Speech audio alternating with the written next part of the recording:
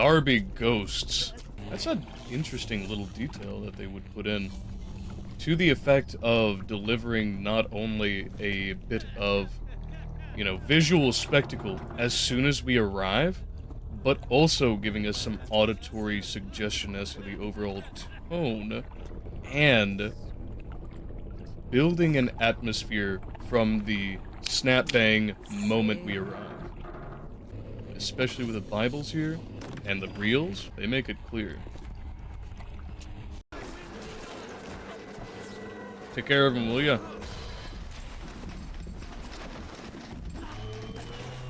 Oh no, oh no, oh no, oh no! Woo! You know, a lot of people I recall at the time of this game's arrival on the scene were somewhat critical of the little pipe games, and well, they definitely break the flow of things. I think they actually do present just enough of a split from the action that it is useful to give us a break from the high-intensity horror action.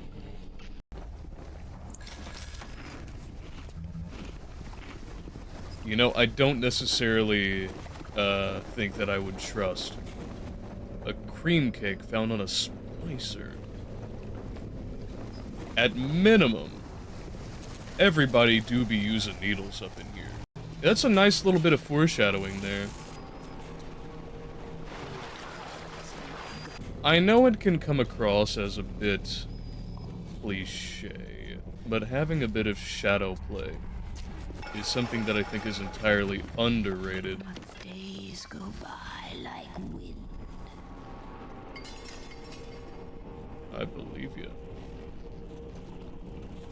And then to have rose petals fall from the ceiling right next to a little sister's portal, that is some strong symbolism. I would be... I'm a lady who craves variety. You know, I guess not me. And one day the gentleman stopped calling. I wonder if this section was the inspiration for Granny Rags and Dishonored. That's very definitely old Granny Rags vibes. Knock, knock. Breaking out on ahead. Says you were looking for an invite to the fisheries. Nuts, I say. But if your heads up to the Warp Master's office and find old Peach on research camera, maybe I could manage an invite. What was that? My friend, you are fucked.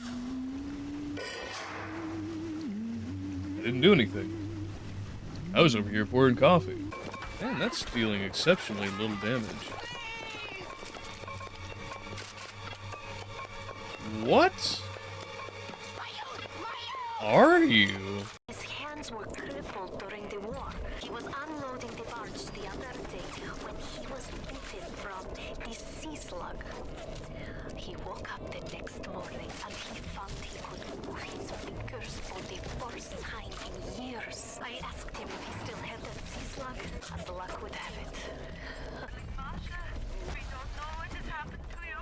Ryan's men have taken you away and said you are needed to save Russia. That at least explains Little Sisters. Integrating not only the bits of lore, but also the rationale gives us a very evident picture of what kind of chain of events has led to damage, decay, and explosive social effects of gene splicing. Putting that together with Steinman's works, it's a very clear picture of the decay of rampant and unchecked development and ego.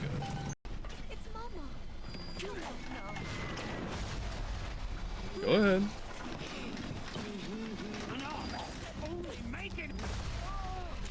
A wise decision. My primary contention with the Great Chain, then, is not necessarily so much its conception as such, but rather the inevitable consequences of it, both in this piece of fiction, which does point towards realistic consequences that could transpire, but evidenced even insofar as the bot shutdown panel, where if there are security bots that have been called, you can pay $20, and instead of getting full of lead, you can just shut them down. the commodification and territorialization of literally everything. Hack. Hack. Go. Hack. Let me hack it. Okay then.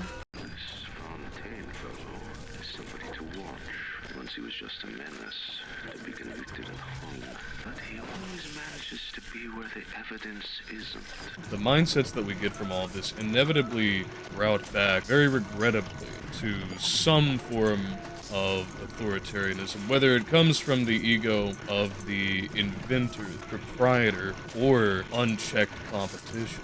While I'm no grand proponent of religion by any means, the fact of artifacts of religion being outright contraband, in addition to anyone who happens to be smuggling to be worthy of grotesque hanging and dismemberment in the public, evidentiates obvious points of contention that would necessarily arise from any system where authority in and of itself is denominated currency. Ding. Bong. Something that is quite a bit different from the flow that we've been experiencing thus, where we have had a rather straightforward design of vertically oriented backtracking to and fro, with the environs being explicitly built around the story in and of itself, more than as a bit of challenging environment. It gives this section long stretches of hallways with big, powerful turrets and tons of cameras that you have to time yourself very carefully around or get through the hacking challenges to pass. This part is very clearly then more built around that challenge rather than the story, but it is yet integrated into the rationale for such a strongly defended area, as this is the spot where all of the interrogations are had and the contraband is collected and stowed away for disposal or reappropriation.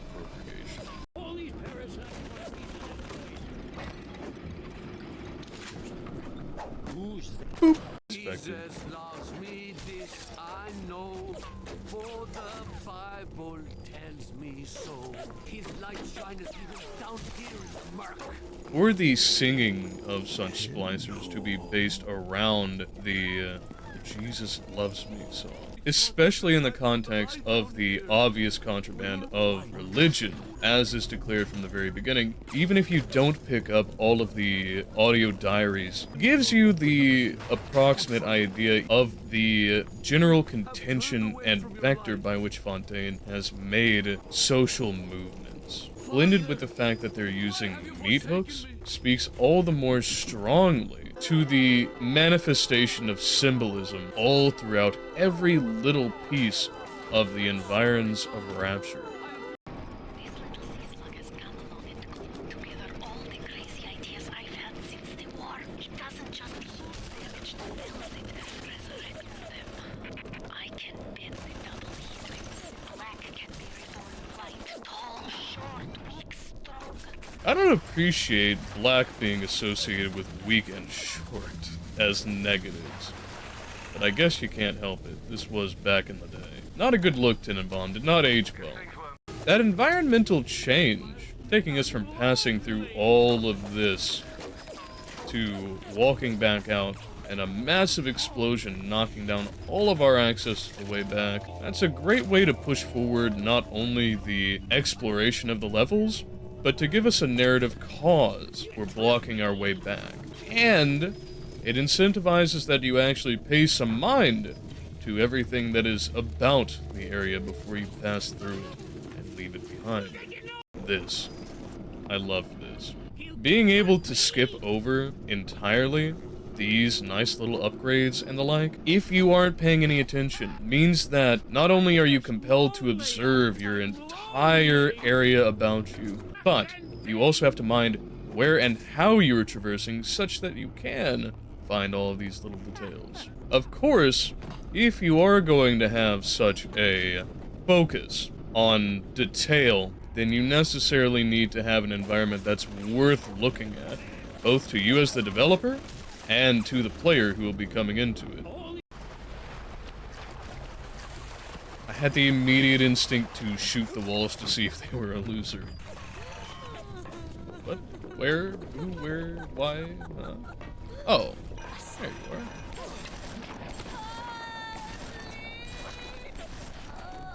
If I ever needed a better example of mid-feeling guns, that would have been it. Section 8 really puts us in the position of differentiating not only the category qua category, but also giving us a thorough explanation of what exactly qualities are and which of those sorts of qualities are relative and not relative. In addition to the definitive explanation of what knowledge is expressly, and why or why not genre versus species are relative, where, as clearly stated there at the end, genre are only relative. They stand in relation to one another, while each individual species is particular and absolute. The Chechnya vodka didn't even touch him. This man's liver must look like brisket. Part 9 really just reaffirms what we were already considering previously, but it does offer some clarification and specification of affection versus all of the rest of the categories, and delineates where exactly there might be some actual admission of degrees. That is to say, where there might be some spectral or continuous quality of a given member of a category. Hello.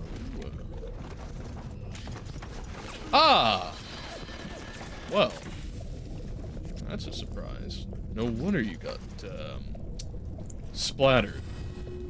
Part 10 really gives us an anchor for how exactly relations of simple terms, that is to say, single phrases, as they are applied to a thing or circumstance, do, in fact, relate to one another if they should at all. In the case of correlatives, contraries, privatives and positives, and affirmations and negatives, we are set forth with a strong understanding of exactly how we are to apply these specific relations among these facts. We are given the proper way in which opposition exists in each. Whoop. Face full of lead. Yep. Hack. Hack, please. Hack, please. Part 11 really gives us more of a feel for where each of the aforementioned primary substances actually align themselves, and that some do specifically have contrariety, while others do not, and that they must be within a subject. Yeah, I'll definitely need that first aid. And some potato chips. Part 12 is, in my opinion, one of the starkest points that Aristotle makes. The entire forerunning content of the categories is very, very metaphysically tied to identity as such. Tautologic fact, truth, reality, existence, before any assertion of universals, or even the proposition of universals. And Part 12 asserts that there is necessarily, as a corollary of identity, causality, that in order for something to exist, it necessitates that there is a prior state of existence. To put it in other words, as is clarified at the end here, in order for a proposition to be true, there must first exist something to enable its truth, and this is indispensable. Leaky. Just like Rapture. Part 13 very much gives us the explanation for why anything is able to exist non-priorly. Strictly because there are many things which, by the very nature of their coming into existence, simultaneously, that being without causal features that make them sequential to one another. If we had, for instance, the priorness of identity and causality, which I do not hold to be the case, although some might, there would be a certain order to each particular, and thereby, as we have seen described within the continuity of genre to species, a priority. But in reality itself, in the metaphysic sense, which we do not know of such, we simply understand that as a simultaneous feature, things both possess identity and causality in the same turn. Okay.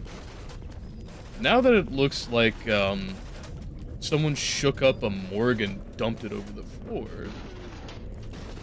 we can get moving and grooving. Part 14 gives us life for the entirety of the metaphysic which Aristotle details. The distinction of motion in and of itself and all of the modes by which it may be accommodated puts change on the table. Kinesis, if you will. Not only the potentialities which have been described in the earlier parts of the categories, with the actualities which have been described in the latter part up to this point, but finally altogether in enabling a change from potentiality to actuality and so forth into motion. Boop. Did he just own me before he blew up? You know what? If you gotta have last words, at least make them memorable. Best to go in peace. Or pieces. Either are just as valid. Part 15 concludes everything that's been established. Potentiality, actuality, motion, and how we get to all of these things with how they are actually had, possessed, held, holdings, havings, an application of a quiddity, a quantity, or a quality to the multiplicity. And overall, the categories has enabled the entirety of Western metaphysics as we perceive it. While there have been minor modifications to accommodate for the increases in our sciences, be they metric or logic, we have nonetheless the axioms which are necessary to all further worldviews which are based upon the assertion of identity, causality, and motion in that order as it is given to us in detail here. All able-bodied, unmodified citizens of Rapture notice to report. Report what? I wish this, being a remaster and all, slightly clearer text. Living in the ascending gunjewel. I cannot make that out. That is far too illegible at this size. But I wonder... I'm gonna get a... That's a little bit better. Let's see if we can make it out, though. Yep, that is absolutely lorem ipsum. Incredible. Well, at least I got to verify it. Man, even the little things. A little nowhere spot in a back room of a bar. To have the non-rectangular rooms met immediately with these delightful asymmetric Art Deco windows. They continue to keep up the excellence of quality. You're a potent creature. Get him! Yeah! Explode him! Get him! Whiskey? Thank you. Alright, cool.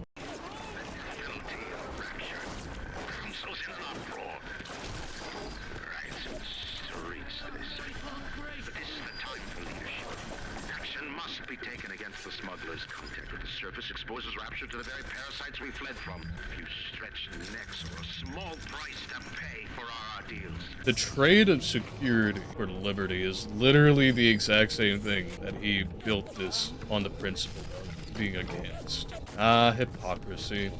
And under such, a man creates. A parasite asks, where's my share? A man turning to become a parasite into his own creation. What irony. Ooh. Not sure if Mario can fix that. Ah, pneumatics.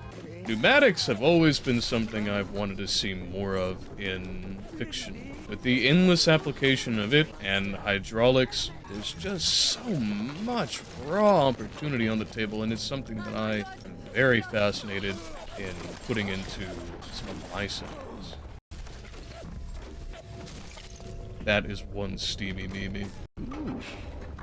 Power to the people. Okay. Cool. Oh, wow.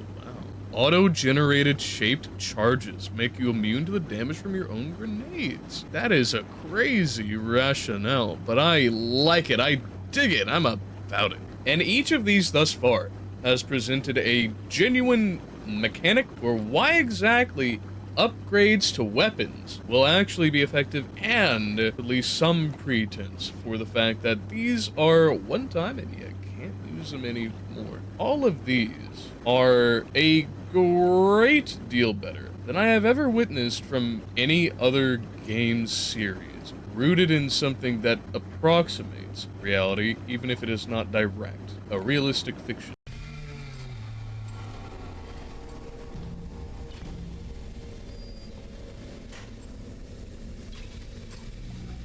It's taken a while.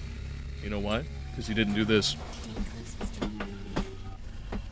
There's the criticism, of course, that a gas-assisted firing mechanism? Yeah, no, that's not how that works. An ammunition accelerator as well. I guess unless you had some sort of magnetic drive that you put in. Maybe modified the barrel to have, I don't know, hexagonal grooves in order to increase the pressure? But it's a revolver, it's just gonna leak out the back through the cylinder cap. Those are rather dubious, I admit. But an incendiary injector, I guess, is hypothetically possible. But there is at least a good effort. Upstairs. That's the call room, that's the suicide room. That's where we left more than a little paint. The medical pavilion set the stage for the setting, feel, the overall aesthetic that we were going to be encountering in a historical context, rather than just giving it raw to us as Welcome to Rapture did. And in that, it settled solidly the overtones that we were dealing with. Now, in Neptune's Bounty, we're dealing with all of these subtle undertones. We understand the enemies we're dealing with. We understand the weaponry we're dealing with. We're understanding the technology that we're dealing with on the overtones, but we now are getting the understanding of why we are encountering all of this. How did it come to be, and what players were involved in the whole of getting us here.